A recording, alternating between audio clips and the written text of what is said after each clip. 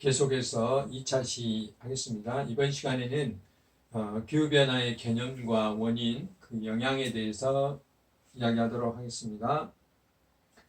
앞에서 말씀드렸다시피 기후변화는 기후 요소들이 평균적으로 변하는 것을 말하는데요. 특히 이제 관련 법에서 최근에 말하는 기후변화는 그런 장기적인 변화라기보다는 사람의 활동으로 이산화탄소와 같은 것을 온실가스라고 했는데요. 이 온실가스가 변함으로써 지구의 온도라든지 여러 가지 그 환경을 변화시키는 것들을 우리는 기후변화라고 합니다.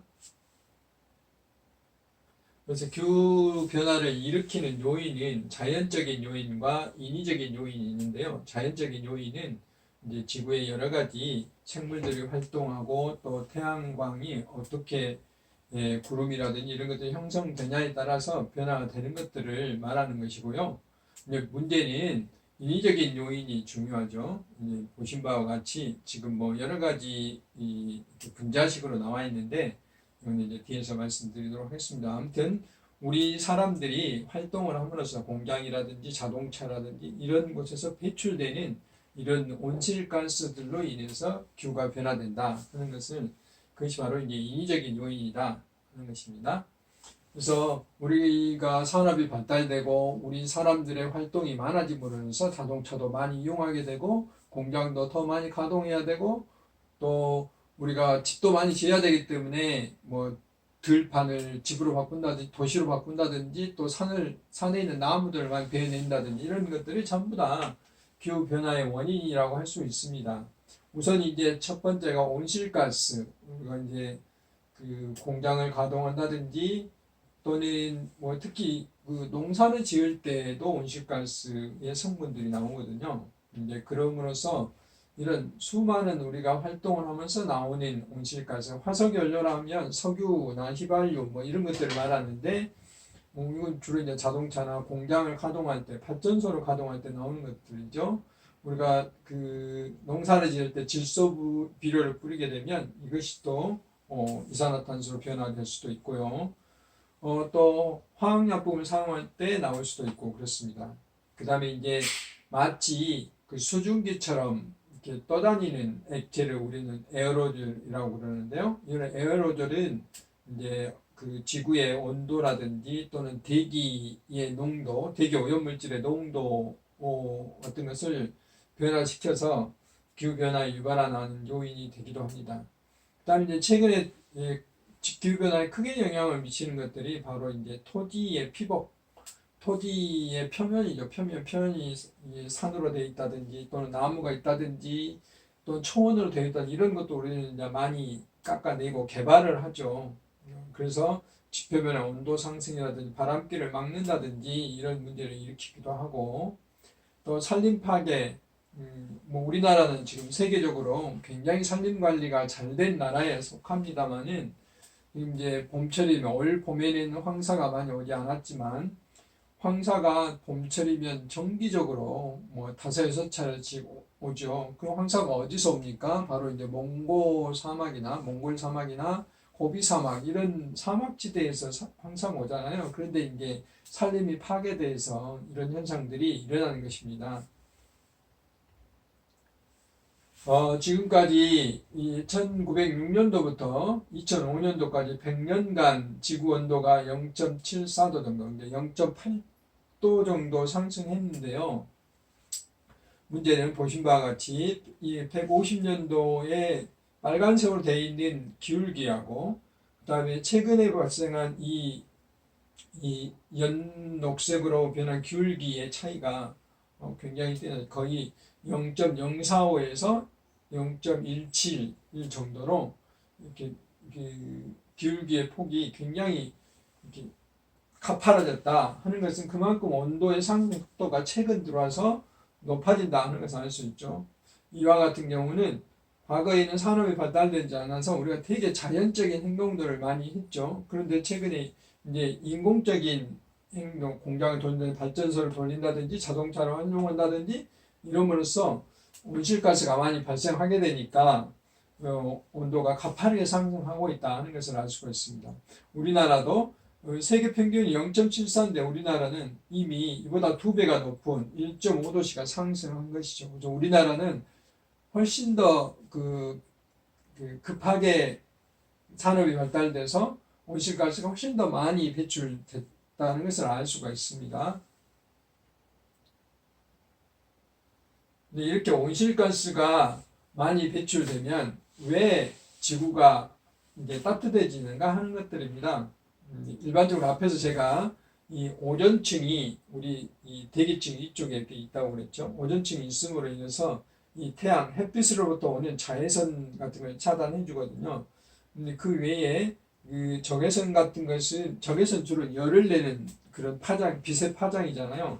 이런 것들이 지구 표면에 이렇게 오게 되면 이제 오게 되면 지구에 이게 반사가 되냐 흡수가 되냐에 따라서 이제 지구 온도에 상당한 영향을 미칩니다. 그런데 이제 우리가 이렇게 공장이나 발전소에서 이산화탄소를 많이 배출하게 되면 이런 것들이 오존층을 파괴하게 돼서 적외선이나 자외선들이 훨씬 더 많이 지구로 이렇게 도달하게 되는 것이고, 그로 인해서 이제 적외선들이 반사돼서 이렇게 다시 대륙권으로 이렇게 퍼져 나가야 되거든요. 퍼져 나가야 되는데 이것들이 다 가지 않고 마치 이제 그 비닐하우스를 씌워놓은 것처럼 이런 일부의 오존층의 영향을 받아서 다시 우리 지구로 반복돼서 온도가 올라가는 그런 현상을 보이는 것이에요.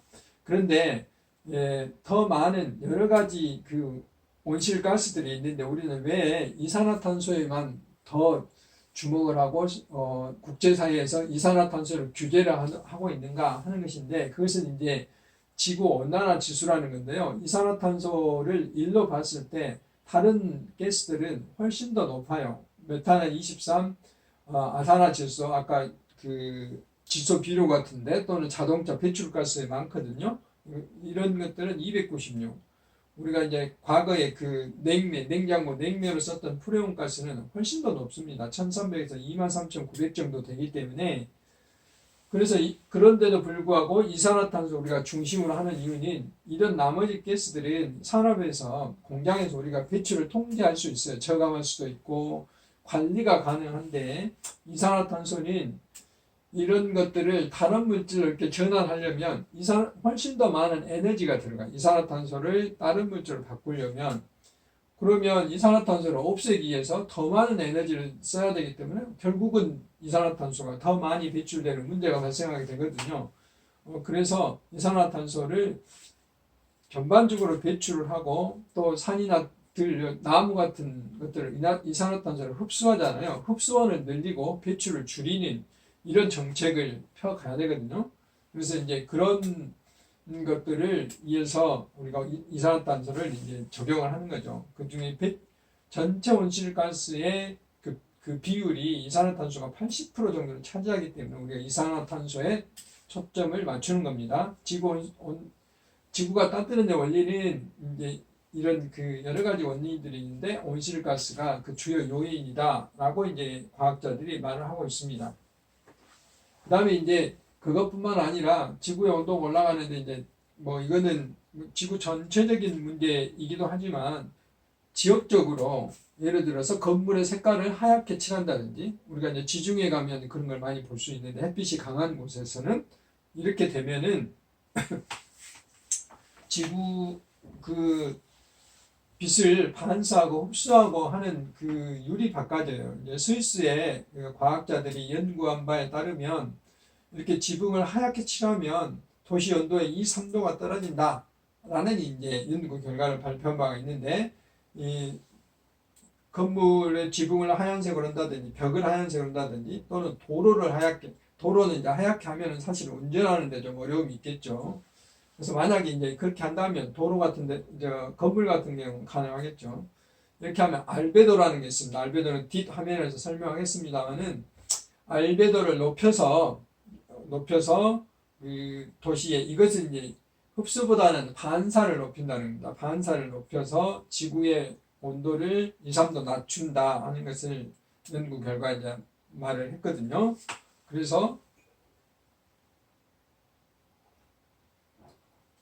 만약에 지금같이 이산화탄소가 계속 발생하더라도 지구의 이산화탄소 농도가 4배 증가하더라도 만약에 이제 이런 하얀색 건물을 많이 늘리게 되면 극한적인 온도 상승에 20도에서 40도, 그러니까 아주 급한 뭐 폭염이 심각하게 일어나는 이런 것들을 좀 줄일 수 있지 않을까 하는 것들을 이제 과학자들이 발표를 했습니다. 스위스 남부의 마르스라는 도시인데요. 여기 가보면 이렇게 건물 색깔들이 이제 전부 이렇게 하얀색으로 칠해져 있어요. 이제 바다 주변인데 뭐 지중해 인근이라 그렇죠. 그래서 이제 이런 것들은 뭐냐면 알베도라는 효과를 이렇게 거두기 위해서 그런 것이죠. 알베도는 햇빛으로부터 복사된 빛 에너지가 지구에 도달해서 대기 중에 또는 물체에 이렇게 반사되는 비율을 숫자로 표현한 거예요. 그래서 이제 다른 말로 반사율이라고도 하는데요. 알베도 크기는 0부터 1까지 있는데 태양 에너지를 모두 흡수하면 0이고 태양 에너지를 모두 반사하면 1이죠. 그러니까 반사하는 에너지가 많아지면 알베도가 높은 거죠. 반사를 흡수하지 않고 반사를 해버리기 때문에 기온이 내려가게 되는 것이죠. 우리가 이제 겨울철에 눈이 왔을 때 이 하얗게 변하잖아요. 그러면 이제 햇빛을 다 반사해버리죠. 반사하기 때문에 온도를 흡수하지 못하기 때문에 기온이 내려가죠. 또는 반대로 구름이 덮는다든지 뭐 이런 효과들이 이제 알베도와 관계된 이야기입니다. 반대로 이제 그 초목으로 덮여져 있으면 이제 흡수를 많이 하게 되는 겁니다. 알베도가 낮게 되는 거죠. 흡수를 많이 하는데 그럼 온도가 왜 낮지 않을까? 나무 이파리 자체가 그래서 흡수하기 때문에 그런 거죠. 근데 거꾸로 도로나 건물에 콘크리트가 이걸 흡수하면 열을 그대로 발산하기 때문에 온도가 높아지는 거죠. 그래서 우리가 이제 나무를 많이 심자고 하는 것인데, 그래서 이 알베도의 변화 요인에 따라 지구의 온난화, 온실 효과 이런 것들이 상당히 이제 개선될 수도 있고 변화될 수도 있기 때문에 우리가 알베도 효과를 고려한 그 도시의 설계 또 건물의 설계, 축조 이런 게 굉장히 중요하다 하는 것을 알 수가 있습니다. 지구온난화가 이제 대륙별로 이렇게 많은 영향들이 일어나요. 아시아나 호주 같은데 홍수가 일어난다든지 또 동물들이 멸종위기에 처한다든지 미국 같은 경우 아메리카 쪽에 물 부족이라든지 아프리카는 그 감염병, 전염병, 댕기이런 뇌염이 크게 유행한다든지 남극에 얼음이 빙하가 녹는다든지 북극에서도 뭐 이런 곰들이 살아갈 곳이 점점 사라진다든지 이런 문제들이 지구 전체에서 이렇게 일어나고 있다 하는 것을 알 수가 있습니다. 그래서 이제 이런 기후 변화를 대륙별로 이렇게 그려봤을 때 심각한 곳 이렇게 특히 아프리카라든지 중국, 인도 이런데 우리나라는 이제 중간쯤 속하죠. 이렇게 표시가 되어 있습니다.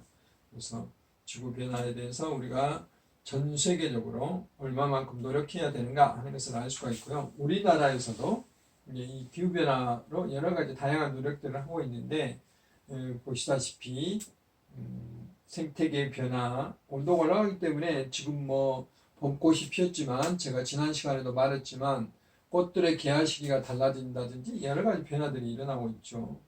그다음에 해수면이 상승됨으로써 당장 이제 그 육지에 그 침수가 일어나게 되고 사람이 살 곳이 없어지게 되는 것이고 폭염이나 홍수로 인한 사망자가 늘어나고 자연재난 피해가 늘어나고 이제 어장 피해라든지 농작물 재배지 변화는 뒤에서 말씀드리겠습니다.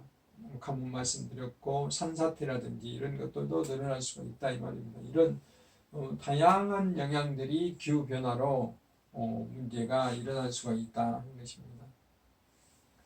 그래서 강우 패턴의 변화, 되게 그 우리나라 경우에 10년에 한 번씩 큰 가뭄이 오기도 하고 또 5년에 한 번씩 작은 가뭄이 오기도 하고 이러는데 최근에 우리나라의 그 가뭄의 패턴들이 많이 달라졌어요.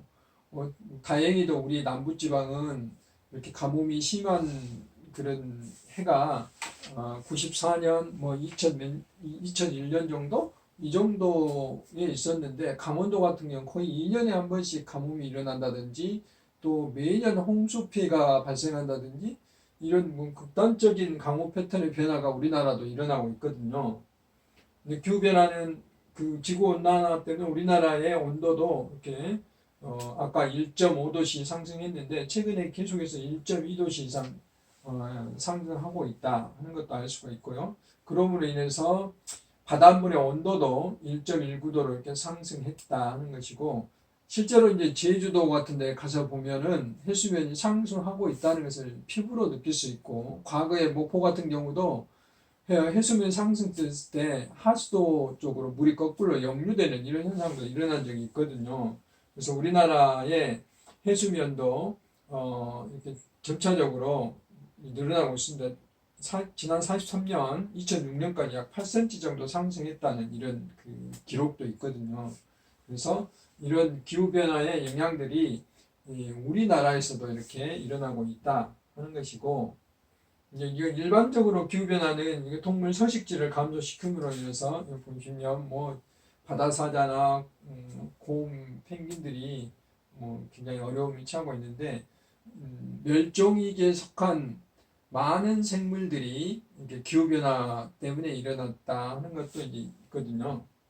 그리고 산불이 증가된다든지 이런 것도 있습니다. 산불의 증가도 과거보다 훨씬 더 많이 이거는 이제 여러 가지 뭐 건조 현상이라든지 뭐 이런 것들이 자주 반복되기 때문에 일어났다 할 수가 있겠고요. 앞에서 말씀드렸던 투바누라든지 이런 나라들이 해수면 상승으로 사라질 위기에 처해 있다는 것이고요.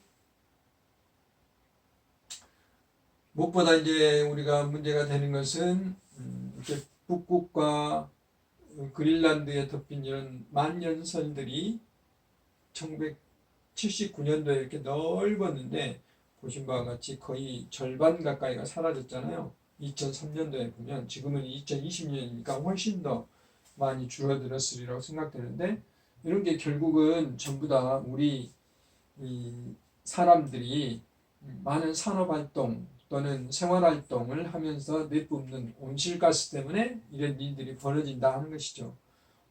이 북극이나 남극에 있는 빙하나 만년설은 자기들하고 아무 관계가 없죠. 그렇지만 우리가 지금 대한민국에 살면서 내뿜는 온실가스 때문에 여기서도 이런 문제가 발생하고 있다는 것이죠. 그러니까 전 세계 지구인들이 함께 노력하지 않으면 안 된다는 것이죠.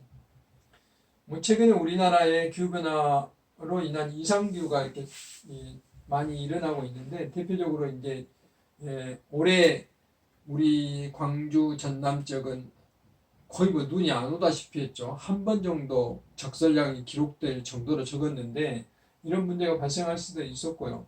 근데 또 굉장히 추웠다가 또 따뜻했다가 하는 뭐 제주도가 뭐 2016년도에 영하 5.8도가 발생한 적도 있었고, 또 지금 봄이 왔지만은 아침 저녁으로 기온차가 굉장히 심하다든지, 그다음에 최근에도 우리나라에 태풍에 가까운 강풍이 불었죠. 이런 문제들도 있고요. 서리가 내렸다든지, 지난주에 미국의 그 시카고에서 눈이 굉장히 많이 왔다는 소식도 있어요. 집중호우가 내린다든지, 또 여름철에 우박이 온다든지, 폭염 이런 건 우리가 이미 다 겪었던 일들이죠. 가뭄이 계속된다든지, 태풍은 최근에 이제 우리나라 그렇게 많이 온 편은 아닌데 그래도 작년에 태풍이 좀 왔었고요. 한 번에 오면은 굉장히 이제 세게 오죠. 그래서 작년에 연속해서 태풍이 뭐 2차례, 3차례 왔다든지 이런 문제도 있었죠. 그래서 이상 기온이라든지 이런 문제들이 꾸준히 발생하고 있다는 것입니다. 2100년도에 지금처럼 우리가 특별한 어떤 노력을 하지 않으면 2100년대 우리나라의 모습이에요. 우리나라가 이제 진해 벚꽃 축제는 불가능하게 되고, 사관을 구경하기가 힘들게 되고, 또 국토가 바다에 잠겨서 줄어들게 되고, 스키장은 문을 닫아야 되고, 뭐 빙하 축제, 겨울 축제 뭐 이런 거 할 수가 없게 되는 것이죠. 또 우리가 그동안에 보지 못했던 많은 아열대성 유해된 식물, 해충 이런 것들을 보게 될 것이고, 계절이 이제 봄이나 가을들이 거의 없어지는 이런 아열대성 기후권에 진입도 하게 된다 하는 것들을 예측을 하고 있어요. 대나무들은 이 중부지방에 살지 못하는데 이미 이제 대나무가 계속해서 올라가고 있고, 곳곳에 그 만개의 개화 시기가 계속 변하고 있죠. 뭐 이런 것도 우리가 알 수 있어요. 우리나라에서 여기 보면 명태 오직하면 그 생태탕, 그러니까 진짜 우리나라에서 잡은 명태를 그대로 생태 상태로 팔면 벌을 주겠다 하는 이런 발표가 나올 정도로 기후변화에 민감한 상태가 됐죠. 지금 이제 우리가 코로나19 때문에 전 지구가 비상인데, 이런 진드기가 있어요. 털 진드기에 의해서 스스가무시병이라는 뭐 이것도 열이 나고 뭐 그런데요. 이런 병이 그동안에 이제 이렇게 아랫지방에서만 일어났는데 중부지방까지 진드기가 계속 분포가 올라가고 있죠. 그러므로 인해서 이제 이런 질병의 폭들이 넓어지는 이런 것도 이제 기후변화 때문에 일어날 수가 있고요.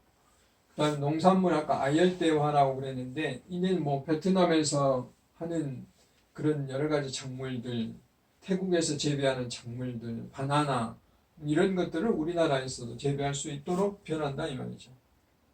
그래서 이미 우리나라에 있는 그런 그 과일들도 이미 이제 제주도에서 재배하는 이 한라봉이 뭐 우리 광주, 나주 이런 데서는 이미 이제 했고 뭐 전라북도에서까지 재배를 하고 있고요.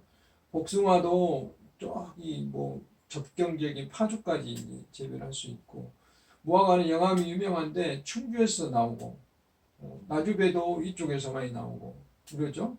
포도, 사과, 멜론, 그 다음에 보석 녹차가 굉장히 유명한데, 이런 완전히 뭐 북쪽과 가까운 고성에서도 녹차가 재배가 되고 있다든지 이런 것들이 이미 우리나라에서도 일어나고 있죠. 그래서 현재 사과라든지 벼라든지 이런 그 재배 적지 예측이 이렇게 점차적으로 부적지로, 빨간 거 부적지로 이렇게 되면 우리나라 이제 식량 문제도 변해야 된다 하는 것이죠. 상당히 심각한 문제가 발생할 수도 있어요. 온도가 어떻게 몇 도씨 상승함에 따라서. 그래서 우리 적어도 전 지구가, 전 국제사회가 지금 2도씨 이하로 유지를 하자라고 노력을 하고 있고, 가능하면 1.5도씨 사이에서 온도 상승을 줄여보자 하는 노력들을 하고 있습니다. 우리나라에서 이미 뭐 패션 프루트라는 이런 과일들을 재배 면적이에요. 그다음 망고, 구아바, 용과, 파파야, 아보카도, 바나나, 옛날에 해외 여행 가면 접할 수 있었던 이런 과일들을 우리나라에서 이미 재배를 하고 있다. 패션 프루트 이렇게 굉장히 많은 면적을 재배를 하고 있죠. 뿐만 아니라 지금 매미충 뭐 이런 그 나방들인데요. 나방하고 비슷한 것들인데요. 이런 것들이 그동안 우리나라에 없었던 이런 것들이 이렇게 굉장히 많은 숫자로 번식을 하고 있거든요. 뭐 이것들도 기후변화 영향인데, 이런 것들이 작물에 영향을 미치면 우리가 농약을 사용해야 되죠. 그래서 특별한 농약들이 변화가 된다든지 이런 것들을 우리가 기억해야 되겠습니다. 그로 인해서 이제 또 발생할 수 있는 게 폭염이죠. 여기 이제 광주대학교 박석봉 교수님 연구한 결과에 따르면 광주에 그 열대야가 일어나는 거. 그래서 우리가 1967년도까지는 20일 이상 그 열대야가 발생하다 한 번도 없었는데 94년도까지 2회 있었고, 최근에는 20일 이상이 4회, 그 중에 30일 이상이 2회. 그러니까 여름철에 한 달 동안 열대야가 일어났다 이 말이죠. 굉장한 그 폭염에 시달리게 된다. 오직하면 광주를 광프리카라고 할 정도로 그랬다 이 말이죠. 그래서 이것을 이렇게 지도로 표시해 보면 이 광주천이 있는 것만 약간 보라색으로 보이고 다 빨갛게 보입니다. 특히 시가지 있는 쪽은 더 그렇죠. 밤이 돼도 마찬가지입니다. 이게 하천을 중심으로는 식어서 이렇게 파란색으로 변하는데 우리가 살고 있는 주거지는 그대로 빨갛게 표시가 되고 있는 것이죠. 그러므로 인해서 이와 같은 이제 원인들이 바로 이제 이런 우리들의 활동에 의해서 그런 것이고, 이거 없애려면, 좀 줄이려면 공원이나 녹지, 하천, 호수들을 잘 보존하고 또는 더 늘려야 이 폭염을 줄일 수가 있다 하고 이제 말을 할 수가 있습니다. 근데 이것은 우리가 살고 있는 이런 지구 온난화라든지 또는 이런 폭염이라든지 이런 걸 줄이려면 시원한 공기들이 들어와서 뜨거운 공기들을 이로 내보내는 이런 정상적인 패턴의 대류 현상이 일어날 수 있도록 도시의 관리를 해야 된다는 거죠. 그러려면 숲과 하천과 우리가 살고 있는 주거지에 바람길이 통할 수 있도록 해야 되는 것이죠. 이런 것들이 이제 정상적인 대류 현상이 일어나서 공기가 불안정하다 하는 것은 공기가 많이 확산될 수 있다는 거예요. 우리가 바람 불 때 대기 오염 거의 없어요. 그런데 공기가 안정된다는 것은 앞에서 제가 1차식 때 되게 이 지구의 표면, 우리가 살고 있는 표면보다 위로 올라갈수록 지구 온도가 낮아진다고 하는데 이렇게 거꾸로 온도가 올라가게 되면 공기가 움직이질 않는 거죠. 이렇게 뜨거운 공기가 위로 올라가야 되는데 위로 올라갈수록 온도가 더 뜨거우면 더 내려오는 것이죠. 그럼으로써 우리가 대기 오염물질을 발생하면 이런 것들이 그대로 이 대류 중에 공기 중에 그대로 머물러 있어서 축적이 되는 거죠. 그러면서 미세먼지도 많이 발생하고 여러 가지 스모그도 발생하고 이런 문제가 생기는 거죠.